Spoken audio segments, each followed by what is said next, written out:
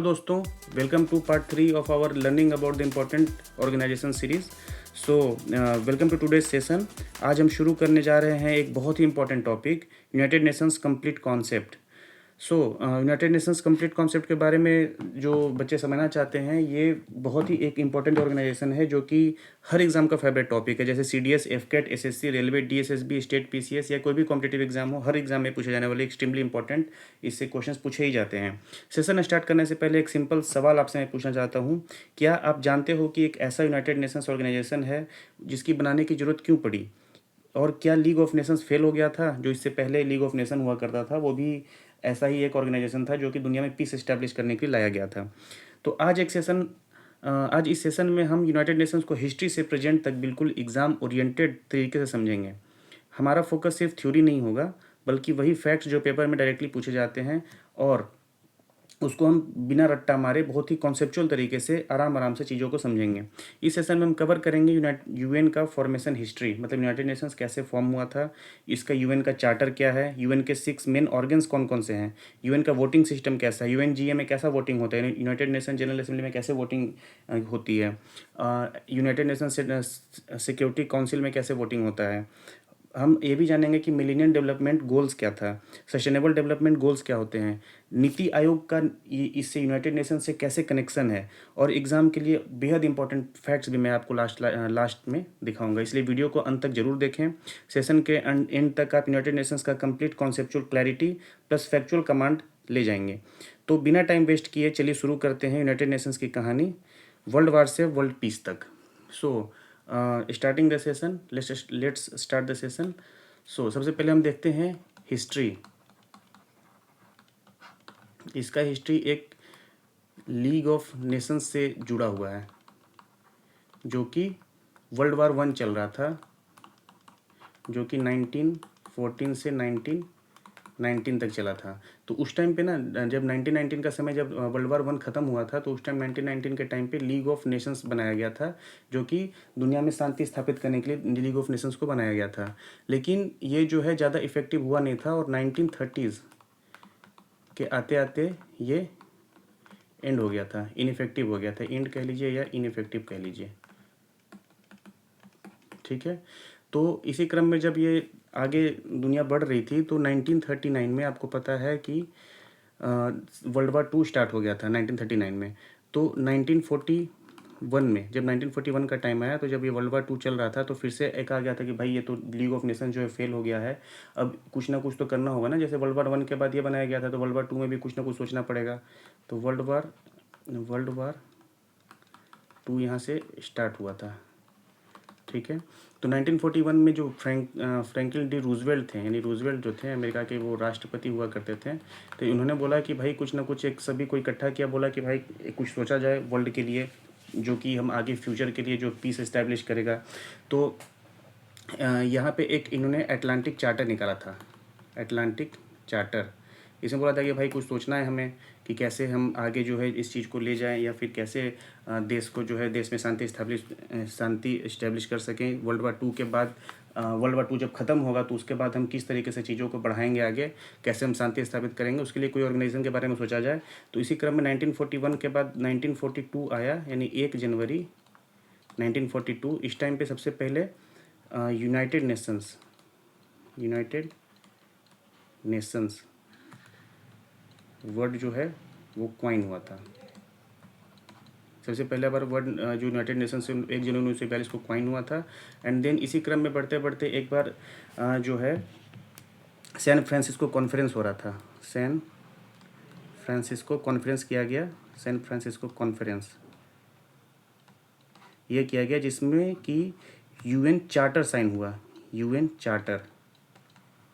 Charter sign. ये बहुत important है। UN चार्टर साइन कब हुआ था, तो कहाँ हुआ था, तो सैन फ्रांसिस्को कॉन्फ्रेंस में हुआ था।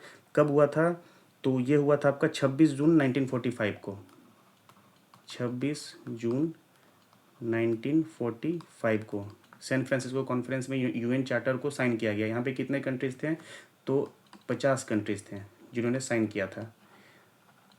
थे तो वैसे 51 कंट्रीज़, लेकिन जो पोलैंड है, पोलैंड साइन नहीं किया था क्योंकि वहाँ पे गवर्नमेंट का इस्टेब्लिशमेंट नहीं हुआ था उस टाइम पे। तो उस टाइम पे जो है 50 कंट्री ने साइन किया था। तो ये साइन करने से क्या ये मतलब 26 जून 1945 को क्या फिर यूएन बन गया था? तो नहीं, अभी भी लीगली नहीं बना था। ये बस चार्टर साइन हुआ था कि हाँ ठीक है भाई, हम एक ऐसा कॉन्स्टिट्यूशन बनाने का कोशिश कर रहे हैं या फिर ऐसा कॉन्स्टिट्यूशन हम बनाने वाले हैं, ठीक है।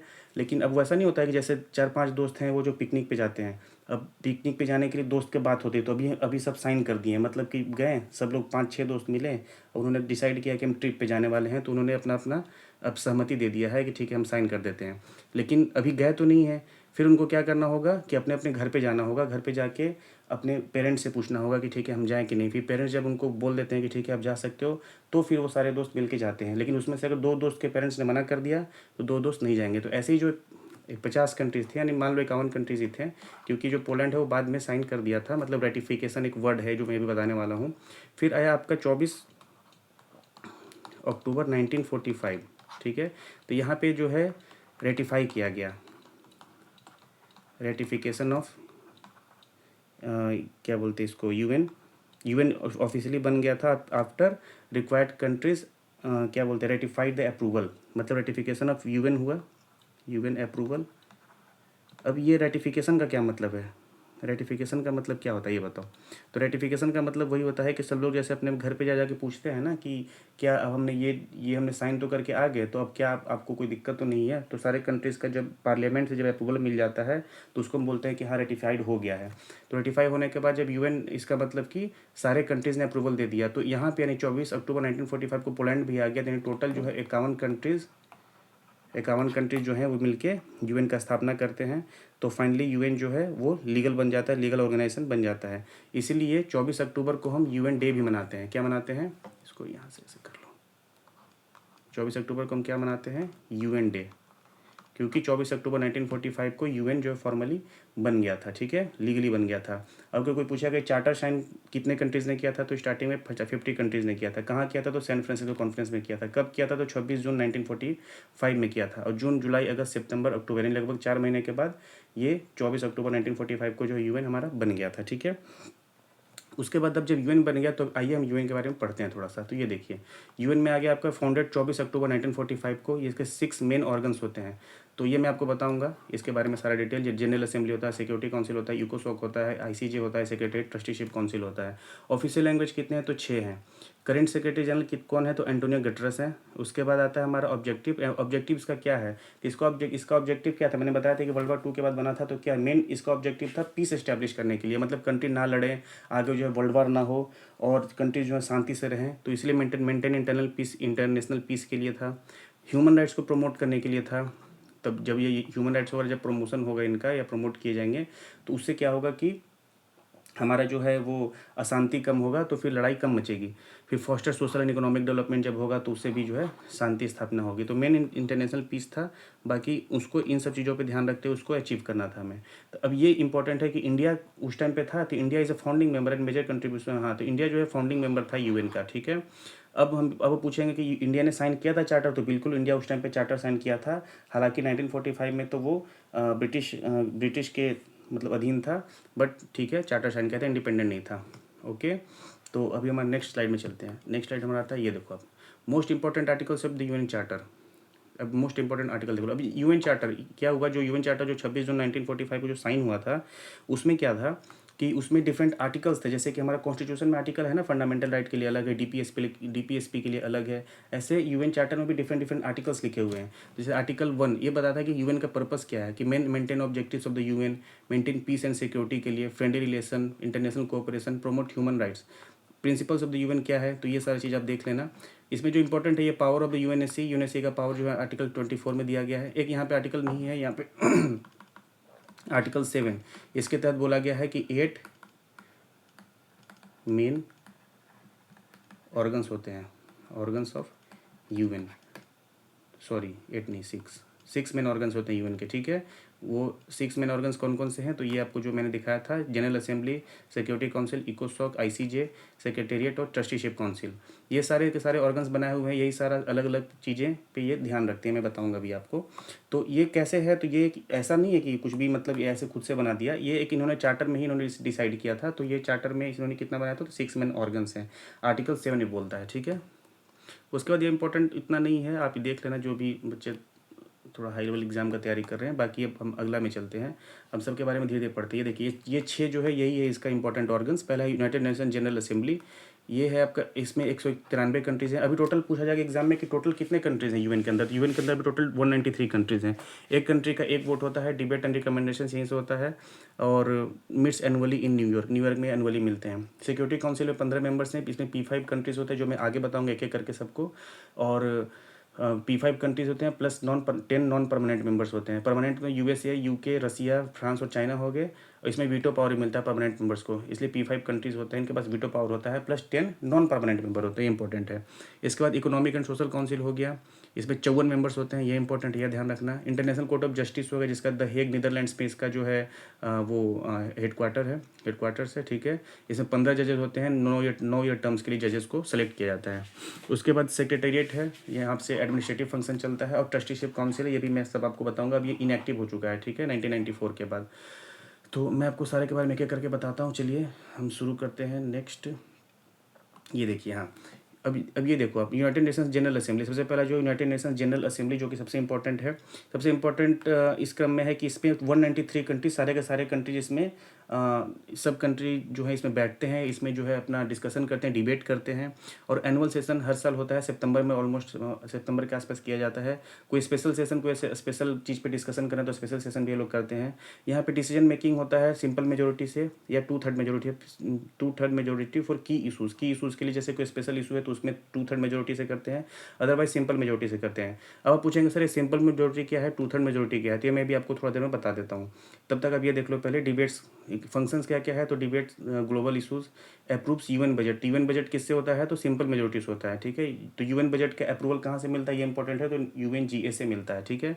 इलेक्ट करता है नॉन परमानेंट UNSC मेंबर्स। मैंने बताया था कि P5 + 10 नॉन परमानेंट मेंबर होते हैं UNSC, मैंने यूनाइटेड नेशन सिक्योरिटी काउंसिल में, तो उसमें इलेक्ट करता है नॉन परमानेंट मेंबर को, ठीक है। तो रिजोल्यूशन अडॉप्ट करता है। इसका लोकेशन कहाँ है, तो यूएन हेडक्वार्टर्स न्यूयॉर्क में ही है।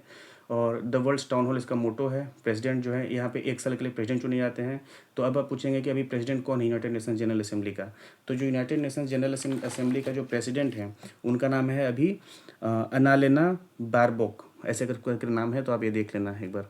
फिर वर्ल्ड्स का लार्जेस्ट डेलिबरेटिव बॉडी है पार्लियामेंट ऑफ द वर्ल्ड भी इसको बोला जाता है, ये भी देख लेना, और रिप्रेजेंट्स ऑल नेशंस, ठीक है। तो इसमें इंपॉर्टेंट ये है कि पार्लियामेंट ऑफ द वर्ल्ड बोलते हैं। यूएन का बजट कहाँ से अप्रूव होता है, तो यहीं से अप्रूव होता है। किससे होता है, तो सिंपल मेजोरिटी से होता है। प्रेसिडेंट का इलेक्शन किससे होता है, ये भी सिंपल मेजोरिटी से ही होता है। ये 2/3 मेजोरिटी बहुत ही रेयर केस में होते हैं, ठीक है, इसमें यूनाइटेड नेशन जनरल असेंबली में। अब ये आप पूछेंगे सर ये 2/3 और सिंपल मेजोरिटी क्या होता है। देखो सिंपल मेजोरिटी होता है कि प्रेजेंट एंड मतलब more than 50% present and voting. मान लीजिए कि 100 मेंबर कहीं पे मौजूद हैं, ठीक है। इसमें से इसमें से मान लीजिए कि आप मान लो 40 मेंबर जो है यस करते हैं, ठीक है, ऐसे मान लो, और 32 मेंबर्स नो करते हैं, नो। कितने हो गए, 40 30 70 2 72, 72 8 80 और 20 100, यानी 28 मेंबर मान लिए कि एब्सटेन कर लिए, यानी कि नहीं दिया, वोट में पार्टिसिपेट नहीं किए, और एब्सेंट हो गए, मतलब आए ही नहीं।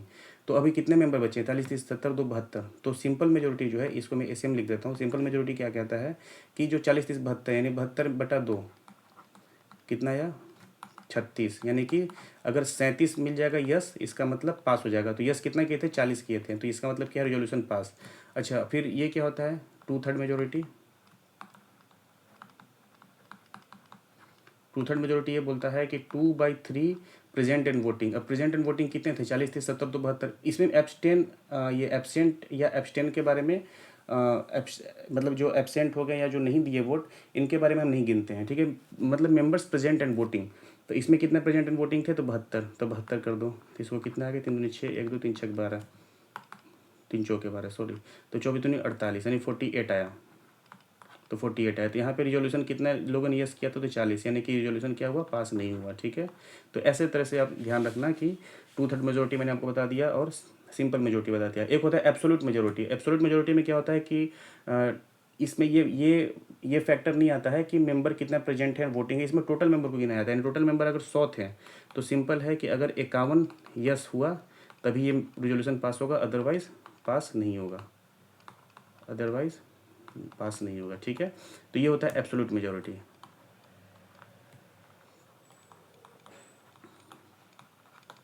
तो उम्मीद है ये तीनों आपको समझ में आ गया होगा। अब हम चलते हैं अगले टॉपिक पे।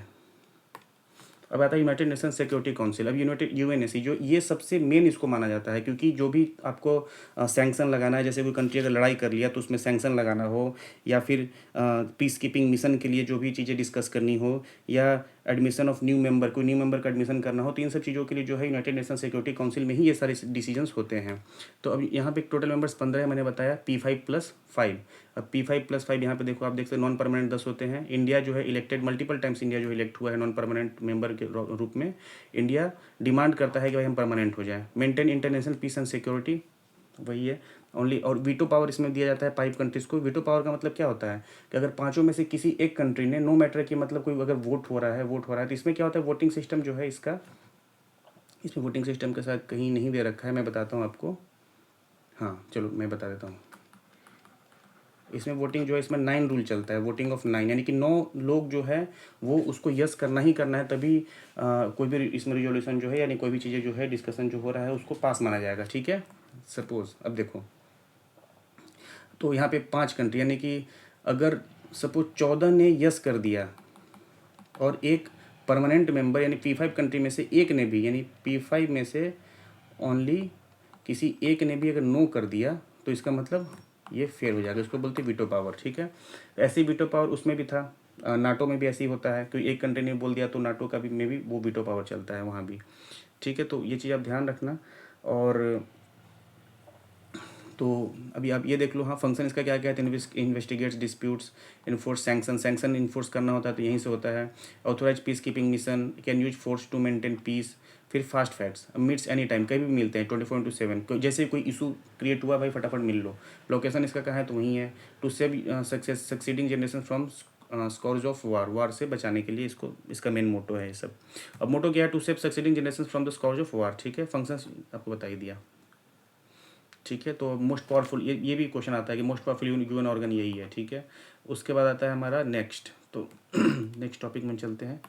नेक्स्ट है हमारा इंटरनेशनल कोर्ट ऑफ जस्टिस। अब ये कोई जो दो कंट्री लड़ गया तो लड़ाई को छुटकारा पाने, मतलब लड़ाई को अगर सेटल करने के लिए ये आईसीजे का स्थापना है, द हेग, जिसका नीदरलैंड में जिसका हेडक्वार्टर्स है, जिसमें कि 9 जजेस, 15 जजेस होते हैं जो कि 9 साल के लिए चुने जाते हैं, 9 ईयर टर्म के लिए चुने जाते हैं।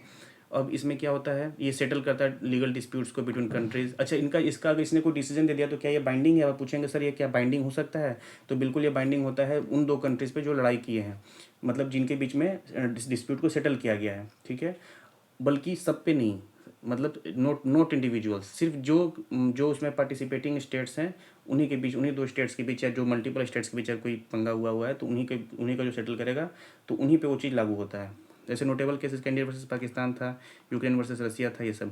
तो नोट, नो बाइंडिंग पावर। ठीक है, बाइंडिंग पावर नहीं है सब पे, मतलब ऑल पे नहीं है, उन दो कंट्रीज पे ही है ही। Main judicial organ of the United Nations है। ठीक है, लोकेटेड है द हेग, नीदरलैंड्स में। वर्ल्ड कोर्ट या वर्ल्ड कोर्ट ऑफ जस्टिस बोला था, इंग्लिश एंड फ्रेंच यहाँ पे लैंग्वेज यूज होता है। ठीक है, तो ये सब इंपॉर्टेंट है, ये सब देख लिया आपने। अब नेक्स्ट चलते हैं हम इस पे। अभी अब आता है इकोसोक, इकोनॉमिक एंड सोशल काउंसिल। इसमें 54 मेंबर्स जो होते हैं जो कि 3 साल के लिए चुने जाते हैं। इकोनॉमिक और सोशल काउंसिल सोशल एफर्ट्स के लिए इसको कोऑर्डिनेट करता है। और बाकी सब इंपॉर्टेंट चीज़ें यही है, फोकस एरिया इसका सस्टेनेबल डेवलपमेंट पे, हेल्थ पे, एजुकेशन पे, ह्यूमन राइट्स पे। फास्ट फैक्ट्स में इसका हेडक्वार्टर वही सेम ही जगह पे है, एक ही का हेडक्वार्टर अलग है, वो था आईसीजे का।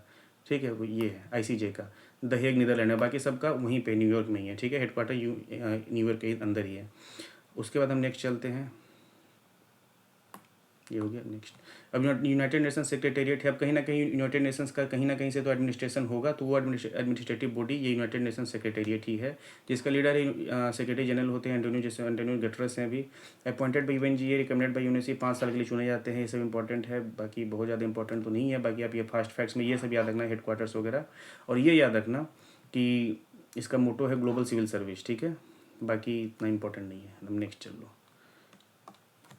अब यूनाइटेड नेशंस ट्रस्टीशिप काउंसिल, अब ये क्या होता है ट्रस्टीशिप काउंसिल, ये इसमें क्या था कि अब ये करंट स्टेटस इसका इनएक्टिव है। 1994 के बाद इसको इनएक्टिव कर गया था। लास्ट जो है वो पलाऊ था, पलाऊ जिसको 1994 में लास्ट इंडिपेंडेंट हो गया था। इसका मतलब ट्रस्टीशिप काउंसिल क्या होता है, एक ट्रस्ट टेरिटरीज होता है। ये देखो ट्रस्ट टेरिटरीज, इसमें क्या होता है कि ऐसे टेरिटरीज जो उसको जो कि अभी फुल्ली इंडिपेंडेंट नहीं हो पाया है, जिसको इंडिपेंडेंट करना है हमें, यानी जिसमें हमें गवर्नमेंट को मतलब कि उसको क्या बोलते हैं डेमोक्रेटिक गवर्नमेंट को हमें बढ़ावा देना है, तो उसके लिए हम ट्रस्ट टेरिटरीज होता है उसको चुनता है, मतलब अपने अधीन रख के, अपने अंडर रख के, जो ये यूनाइटेड नेशंस ट्रस्टीशिप काउंसिल जो है उस एरिया को देख के और उसमें इंडिपेंडेंट उसको होने का उसमें सपोर्ट करता है, डेमोक्रेटिक गवर्नमेंट लाने का सपोर्ट करता है। तो लास्ट पलाऊ था। उसके बाद क्या हुआ कि no territories left to overseas, कोई भी टेरिटरी 1994 के बाद ओवरसी नहीं था, तो इसको फिर इनएक्टिव कर दिया गया। उसके बाद हमारा नेक्स्ट आता है, हाँ अभी क्या हुआ कि जब यूनाइटेड नेशन जो है पीस कीपिंग और मिशन कर रहा था, पीस कीपिंग फोर्सेज भेज रहा था, शांति स्थापित करने की कोशिश कर रहा था, जब 2000 का टाइम आया तो इसने सोचा कि चलो भाई कुछ और करते हैं। तो कुछ और करने के क्रम में इसने एक और नया तरीका अपनाया, जिसको बोला कि मिलीनियम डेवलपमेंट गोल्स। अब इसने अपना गोल स्थापित किया। 2000 से लेकर 2015 के बीच में 8 गोल्स इसने रखा। 8 गोल्स में जैसे जो पहला गोल था eradicate extreme poverty and hunger, दूसरा था अचीव यूनिवर्सल प्राइमरी एजुकेशन, तीसरा था प्रोमोट जेंडर इक्वालिटी। वैसे ये सब जनरली एग्जाम में नहीं पूछे जाते हैं। एग्जाम में जो पूछे जाते हैं वो है SDGs यानी सस्टेनेबल डेवलपमेंट गोल्स, क्योंकि अभी वही जो है करंट में चल रहा है, जिसका ईयर है 2015 से 2030 तक। तो चलिए हम पढ़ते हैं वो। यहाँ पे आप देख सकते हैं कि रिप्लेस्ड बाई SDG आ गया था 2015 में। इसका टारगेट पीरियड था 2015, यानी 15 साल के लिए आया था। अब जो है वो 2015 के 15 साल, अगले 15 साल के लिए कौन आया, तो उसके बाद ये आया सस्टेनेबल डेवलपमेंट गोल, जो कि UN ने अडॉप्ट किया है 2015 से 2030 के बीच के लिए, ठीक है। 2015 टू 2030 इसका टारगेट ईयर है। तो इसमें सबसे इंपॉर्टेंट ये क्या है कि जो पहला जो SDG है वो नो पॉवर्टी, सेकंड है जीरो हंगर, थर्ड है गुड हेल्थ एंड वेलबींग। ये एक बार जरूर आप नज़र मार लेना, एग्जाम में सीधा सीधा सवाल आता है कि आप बताओ कि SDG 1 क्या है, तो नो पॉवर्टी है। SDG सपोज अभी ये जरूर आप देख लेना, अभी SDG 9 industry innovation and infrastructure, क्योंकि इनोवेशन पे काफ़ी बातचीत चल रहा है, तो ये भी एग्जाम में पूछे जाने वाले सवाल हो सकते हैं। लाइफ बिलो वाटर 14 है, क्लाइमेट एक्शन 13 है, तो क्लीन वाटर एंड सैनिटेशन 6 है। तो ये सब आप देख लेना, एक बार खुद से देख कर इसको एक बार दिमाग में जरूर रखना, क्योंकि जब एग्जाम में कुछ क्वेश्चन पूछे जाते हैं तो जो हम कई बार हम उस चीज़ से गो थ्रू होते हैं ना, तो उस चीज़ को देख के भी हम सही आंसर लगा जाते हैं, ठीक है। तब आप पूछेंगे सर ये सस्टेनेबल डेवलपमेंट गोल तो है, ठीक है, बट इंडिया में इसको कौन देखता है, तो इंडिया में इसको देखने के लिए जो एजेंसी है वो बनाया गया है नीति आयोग। नीति आयोग जो है एजेंसी, नोडल एजेंसी है, जो कि इंडिया में सस्टेनेबल डेवलपमेंट गोल्स को देखरेख करता है, उसको लागू करता है। अब देखो, तो हम चलो आ जाओ फिर नीति आयोग के बारे में थोड़ा सा देख लेते हैं। तो नीति आयोग के बारे में हम पढ़ेंगे। तो अब ये देखो NITI Aayog at a glans, तो इंडिया का क्या है, पॉलिसी थिंक टैंक बोला जाता है। जो भी इंडिया के पॉलिसी डिसीजंस या फिर जो भी जो गवर्नमेंट है, जो इसका ये फंक्शन ही है कि policy and strategy, cooperative federalism. Cooperative federalism का मतलब होता है कि सेंट्रल स्टेट जो है मिल के काम करे, ठीक है। मॉनिटर फ्लैगशिप स्कीम्स जो है, जो भी गवर्नमेंट ऑफ इंडिया या फिर स्टेट गवर्नमेंट जो लागू करती है उसको जो है मॉनिटर करता है। फिर इनोवेशन को फॉस्टर करता है, जैसे कि इनोवेशन में जैसे अटल इनोवेशन मिशन को सपोर्ट करता है, स्टार्टअप इकोसिस्टम सपोर्ट करता है। ये बहुत सारा रैंकिंग भी निकालता है, स्टेट रैंकिंग भी निकालता है। जैसे ये देखो Atal innovation mission, aspirational district SDG India index निकालता है। ये एग्जाम में पूछे जाते हैं क्वेश्चन, ये ध्यान रखना, ठीक है। हेल्थ इंडेक्स निकालता है, ये भी ध्यान रखना, और इंडिया इनोवेशन इंडेक्स निकालता है। ये तीनों डायरेक्ट एग्जाम में सीधे सीधे क्वेश्चन पूछे जाते हैं कि India innovation index is released by, तो NITI Aayog. SDG India index is released by, तो नीति आयोग, ठीक है। तो एक एग्जाम ट्रैप्स में ऐसे क्वेश्चन पूछे जाते हैं, देखो कि कॉन्स्टिट्यूशन में है तो नहीं है, ठीक है। नो फंड एलोकेशन कभी भी नहीं करता है। ये कैबिनेट रिजोल्यूशन से बना था, मतलब कैबिनेट लेवल पर डिसीजन हुआ था, और डिसीजन होने के बाद कई बैठके करके फिर ये पास कर लेते डिसीजन, तो उन्हीं से एक रिजोल्यूशन पास किए थे नीति आयोग को। ये प्लानिंग कमीशन जो कि 1950 में आया था, 1950 में रिप्लेस्ड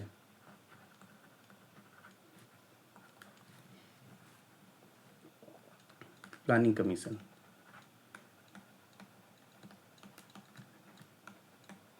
केम इन 1950, ठीक है। 1950 में जो प्लानिंग कमीशन आया था उसको और ये बना कब था, ये बना था 1 जनवरी 2015 को, यानी लास्ट 31 दिसंबर 2014 तक कौन था, तो प्लानिंग कमीशन था, ठीक है। उसके बाद ये ध्यान रखना आप। उसके बाद आता है हमारा 5 ईयर प्लान, इसमें एंड हो गया था। जैसे इसमें प्लानिंग कमीशन 5-5 साल का प्लान चल रहा था, तो यहाँ पे एंड हो गया था। तो ये सब ध्यान रखना। इसका ये है from planning to transforming India, इसका मोटो है।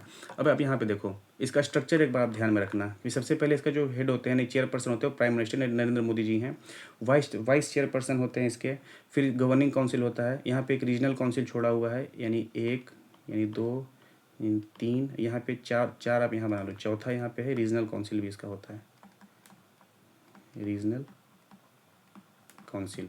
देन ये 5 फुल टाइम मेंबर, फिर 6 एक्स ऑफिशियल मेंबर और 7 होता है सीईओ। चेयरपर्सन तो मैंने बता दिया। ये वाइस चेयरपर्सन जो है ये भी अपॉइंट किए जाते हैं पीएम के द्वारा, ठीक है। जनरली मतलब इकोनॉमिस्ट होते हैं या पॉलिसी एक्सपर्ट्स होते हैं। फिर गवर्निंग काउंसिल जिसमें कि पीएम भी होते हैं, इसमें पीएम, सॉरी इसमें यहाँ पे ध्यान रखना, PM, then CM and UT LGs, यानी एलजीज भी होते हैं, ठीक है। तो क्वेश्चन पूछता है गवर्निंग काउंसिल, ये गवर्निंग काउंसिल में कौन कौन होते हैं, PM, CM and LGs of UT. फिर फुल टाइम मेंबर्स में कौन होते हैं, तो जो वेरियस फील्ड्स के एक्सपर्ट्स होते हैं उनको रखा जाता है। एक्स ऑफिशियो, फिर एक्स ऑफिशियो मेंबर्स हैं जिसमें कि यूनियन मिनिस्टर्स होते हैं जो कि पीएम नॉमिनेट करते हैं, वो इसमें बन जाते हैं। फिर सीईओ इसके होते हैं, तो पीएम के द्वारा अपॉइंट होते हैं। तो आप कमेंट करके बताना है कि अभी प्रेजेंट में सीईओ कौन है और वाइस चेयरपर्सन कौन है, ये दोनों अभी इनका नाम याद रख लेना, ठीक है। ये कौन है और ये कौन है, ये आप कमेंट करके बताना। उसके बाद आता है, ये सब आपने बता दिया, ठीक है। तो अब नीति आयोग आपका ख़त्म हो गया। उसके बाद नेक्स्ट चलते हैं हमारा। अब क्या है कि जो यूएन एजेंसीज़ हैं ना, यानी यूनाइटेड नेशन जो है उसके कुछ स्पेशल एजेंसीज़ हैं, उसके हेडक्वार्टर से एग्जाम में डायरेक्ट पूछते हैं। तो वो आप ये स्लाइड का स्क्रीनशॉट ले लेना, वो आप जरूर ध्यान रखना, ठीक है। सबसे पहले देखो तो WHO यानी वर्ल्ड हेल्थ ऑर्गेनाइजेशन, इसका हेडक्वार्टर है जेनेवा स्विट्जरलैंड में। UNESCO United Nations educational scientific and cultural, इसका पेरिस फ्रांस में है। फूड एंड एग्रीकल्चरल ऑर्गेनाइजेशन का रोम इटली में है। इंटरनेशनल लेबर ऑर्गेनाइजेशन का जेनेवा स्विट्जरलैंड में है। इंटरनेशनल मॉनिटरी फंड का वाशिंगटन डीसी यूएसए में है। वर्ल्ड बैंक का इसका भी वाशिंगटन डीसी यूएसए में है। उसके बाद ये देख लो ICAO, इनका फॉर्म कई छोटे छोटे एग्जाम में जैसे CHSL वगैरह है उनमें ICAO का इनडायरेक्ट फुल फॉर्म भी पूछ देता है। इवन नॉट CHSL, कई बार एसएसएन रीजन में भी क्वेश्चन आ जाते हैं, तो आप ये ध्यान रखना। ICAO international civil aviation organisation Montreal Canada में है। ITU international telecommunication Geneva Switzerland में है। UPO यूनिवर्सल पोस्टल यूनियन का बर्न स्विट्जरलैंड में है। World metrological department very important, Geneva Switzerland में है। ये इंटरनेशनल टेलीकम्युनिकेशन यूनियन, ये भी एग्जाम में पूछा हुआ सवाल है। इसके बाद सिविल एविएशन का भी पूछा हुआ सवाल है। उसके बाद international fund for agriculture development Rome Italy में है। International United Nations industrial development organisation Vienna Austria में है। United Nations world tourism organisation Madrid Spain में है, ये भी पूछ देता है। UNWTO का ये भी बहुत, ये सब बहुत इंपॉर्टेंट है। United nation atomic energy agency Vienna Austria में है। इसके बाद जो है इसका फंड्स एंड प्रोग्राम्स का भी कई हेडक्वार्टर्स पूछ देता है, जैसे यूनिसेफ, ये UNDP United Nation development programme, United Nations environment programme, UNFPA United Nations population fund. तो ये सब चीज़ें आप एक बार देख लेना जरूरी और ध्यान में रखना, क्योंकि एग्जाम्स में डायरेक्ट पूछे जाते हैं। और ये 2-3 बार जब गो थ्रू हो जाओगे ना, तो कम से कम दिमाग में रहेगा, तो आप ऑप्शन एलिमिनेट कर पाओगे, ठीक है। तो ये ड्रग्स वाला देख लेना, वियना ऑस्ट्रिया में है। तो इस तरह से हम अब ख़त्म करते हैं आज का सेशन यूनाइटेड नेशंस के बारे में। आई होप कि आपको पूरी कॉन्सेप्चुअल क्लैरिटी मिल गई होगी। इसके जो भी इंपॉर्टेंट ऑर्गन्स हैं, चाहे चार्टर है, चाहे वोटिंग सिस्टम है, मैंने आपको सब कुछ बता दिया है। और जैसे कि यूनाइटेड नेशन सिक्योरिटी काउंसिल में 9 वोट जरूरी होता है, ये सारा कुछ मैंने आपको बता दिया है। अच्छा, इसमें मैंने ये भी बताया था, एक बार ये भी देख लो आप। बताता हूँ, 1 मिनट रुक जाओ। ये देखो, इसमें P5 कंट्रीज़ था। तो P5 कंट्रीज़ जो होते हैं वो आपको बताया था मैंने कि USA, UK, फ्रांस, रसिया और चाइना है। जैसे कि आप देख सकते हो, ये यहाँ पे लिखा हुआ नहीं है, मैं यहाँ पे करवा देता हूँ। चलो, USA, UK, फ्रांस, रसिया, चाइना, इनका आप वो भी याद रखना। इनका करेंसी, जैसे चाइना का, तो चाइना का है रेनबिम्बी है या फिर युआन है। रसिया का रसियन रूबल है। फ्रांस का क्या है बताओ, फ्रांस का यूरो है। UK का है पाउंड स्टर्लिंग। USA का है डॉलर। तो ये सब चीज़ें आप याद रखना। अच्छा, एक और क्वेश्चन पूछता है कि UN में कितने लैंग्वेज होते हैं, तो UN में 6 लैंग्वेज यूज किए जाते हैं। जैसे अब 6 लैंग्वेज, तो USA का एक तो इंग्लिश है, UK, इन दोनों का इंग्लिश है, तो इंग्लिश रहेगा ही रहेगा, यानी इंग्लिश हो गया। अब फ्रांस है तो फ्रांस का फ्रेंच, तो फ्रेंच रहेगा ही रहेगा, फ्रेंच हो गया। रसियन है तो रसियन का रूबल, सॉरी, रसियन का रसियन लैंग्वेज है ना, रूबल तो आपका उसका वो है, करेंसी है, तो रसियन लैंग्वेज रहेगा ही रहेगा। चाइना का चाइनीज़ है, चाइनीज़ लैंग्वेज हो गया। और कौन सा हो गया, तो 1 2 3 4 ही लैंग्वेज हुआ, तो 2 लैंग्वेज और कौन कौन से हैं, तो एक आपका है अरेबिक, यानी अरेबिक लैंग्वेज एक यूज होता है, और दूसरा है स्पेनिश। तो ये 6 लैंग्वेज है, याद रखना आप यहाँ पे, अरेबिक एंड स्पेनिश 6 लैंग्वेज, ठीक है। तो वो तो 4 का तो आपको पता ही है, और बाकी 2 हो गया अरेबिक एंड स्पेनिश। तो ये कंप्लीट डिटेल आपको आज पता चल गया होगा ये इसके यूनाइटेड नेशंस के बारे में। आई होप अब कोई भी आपको डाउट नहीं रहेगा। अगर स्टिल कोई भी अगर डाउट रह जाता है तो आप ज़रूर आप पूछना हमसे, और तब तक के लिए आपको thank you and all the best.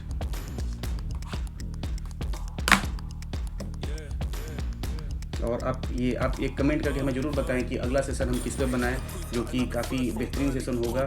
और कोई भी इससे भी अलग कोई अगर सेशन आप हमसे बनवाना चाहते हैं तो ज़रूर आप कमेंट करके बताएं, और हमें कमेंट करके ज़रूर अपना फीडबैक दें। सेशन को लाइक करें और चैनल को सब्सक्राइब करें, लाइक करें, सपोर्ट करें, सब्सक्राइब करें एंड शेयर करें, ताकि ज़्यादा से ज़्यादा लोगों के पास ये वीडियो पहुँचे, और जो भी एस्पिरेंट्स है वो अच्छे से प्रिपरेशन कर सके। और तब तक के लिए आप सभी लोगों को thank you and all the best.